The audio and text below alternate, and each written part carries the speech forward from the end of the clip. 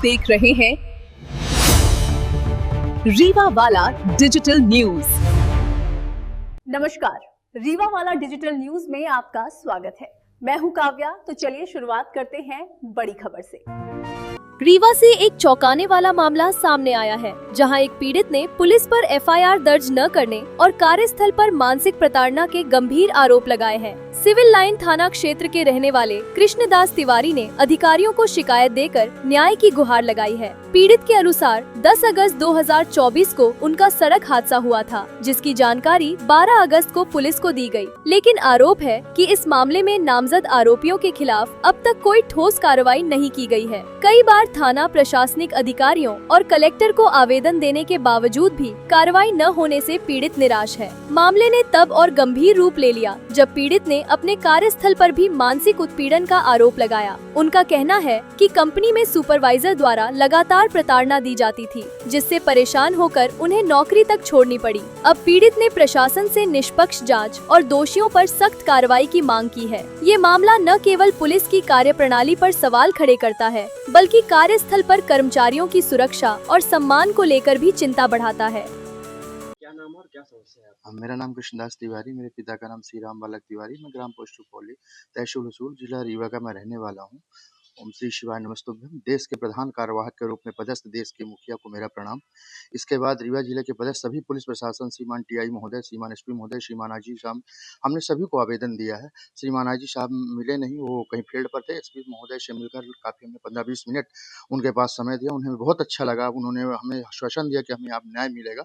इसके बाद हम अपने केस के बता रहे हैं। सर्वप्रथम उस बिहारी परिवार के आचरण हमें शुरू से ही अच्छे नहीं लग रहे थे, जिसकी हमने शिकायत सिविल लाइन थाने में की थी 3/4/2024 को, जिसकी पावती हमारे पास है, परंतु पुलिस ने उस पर कोई कार्रवाई नहीं की। उसके बाद टोना जादू जैसे अभद्रता करते रहे। उसके बाद एक नींबू रखा, उससे हमारी पत्नी की तबीयत खराब हुई। हमने बाद में उससे लड़ाई की और उसके बाद बोला भी कि हमें इस तरीके के लोग नहीं चाहिए। हमने मकान मालिक को शिकायत किया, मकान मालिक ने बोला कि भगा दो उसको, कोई नहीं। उसके बाद उसने पूरा षड्यंत्र रचा मेरे खिलाफ में, और 10/8/2024 को उसके बालक ने सोनू पटेल ने मेरा जानबूझकर मतलब मर्डर करना चाह रहा था, लेकिन भगवान की दया से मैं बच गया।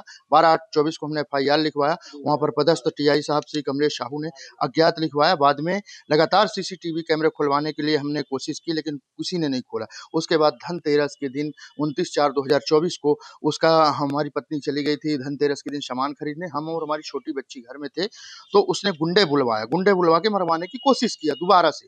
जब हमने दोस्त को लोगों को फोन किया कि भाई आओ, अब हमारी बचत करो, तो वो आए सब। उसके बाद थाना आए में वहाँ पदस्थ टीआई श्रीमान कमलेश साहू जी ने कोई कार्यवाही नहीं की। हम पुनः विंध्य के नायक उप मंत्री एवं मुख्यमंत्री महोदय तथा मध्य प्रदेश के छोटे बड़े भारतीय जनता पार्टी के कार्यकर्ता से निवेदन है कि हमें न्याय दिलाने की पूरी कृपा करें, क्योंकि हमारे भूतपूर्व विधायक माननीय केपी त्रिपाठी जी चुनाव हार गए। हमारे पास विधायक नहीं है, तो वर्तमान समय में हम विकलांग हैं। और वर्तमान समय के जो विधायक श्रीमान अभय मिश्रा जी हैं, तो हमारा उनका 15 वर्षों से साथ रहा है। 2 बार विधायक बने, एक बार रीवा पंचायत में रहे, वो जिला पंचायत अध्यक्ष रहे। उसके बाद उन्होंने प्रथम में 18 वोट से हमारे ग्राम पंचायत में चुनाव पाए थे, 18 वोट पाए थे। दोबारा उन्होंने चुनाव जीत दर्ज की थी, जब हमारे चाचा जी से उनका संपर्क हुए और अच्छा उनका प्रभाव हुआ। दोबारा उन्होंने जिला पंचायत का भी चुनाव जीता, एक सदस्य हमने भी दिया। और उसके बाद उन्होंने हमारे चाचा जी का राइट साइड ये हैंड टूट गया था। हमारे उनके अच्छे काफ़ी संबंध थे विधायक जी के, अभय मिश्रा जी के। तो ये हाथ टूटा तो वो हमारे घर भी नहीं आए। फिर उसके बाद हमारा भाई, एक छोटा भाई 18 साल का था, बहुत अच्छा हमारा अनुज था, खेलने पढ़ने में सब में था, वो भी हमारे घर नहीं आए। हमारा घर बिलखता रह गया, पूरा परिवार हमारा मतलब मिट्टी टटोलते रह गया, वो हमारे दरवाजे नहीं आए, जबकि उनके हमारे अच्छे संबंध थे। फिर मैंने एक वीडियो बनाया था, जो आपको पुरानी वीडियो हमने दी थी, हमने पूरा गाँव में दिया। पूरे हमारा गाँव एक स्वर्णिम रुपौली के नाम से हमारा एक वो बना हुआ है, उसमें दिया हमने। तो उनके जो कार्यकर्ता हैं, उन्होंने सूचना नहीं दी, या तो मीडिया में भी बोलते रहे, तो इन्होंने हम पर ध्यान नहीं दिया। हो सकता है कि उन्होंने कांग्रेस में चले गए, हम तो भाजपा में ही रह गए, क्योंकि हम भाजपा, हमारा पूरा परिवार, कुटुंब, नात, रिश्तेदार सभी कोई भारतीय जनता पार्टी में हैं हम।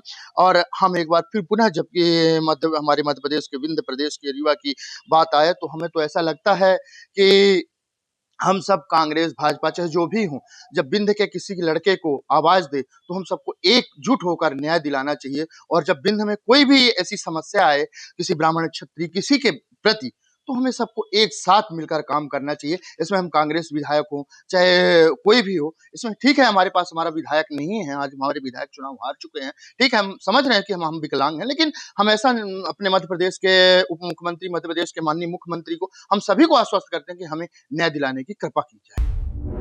आप देख रहे हैं रीवा वाला डिजिटल न्यूज।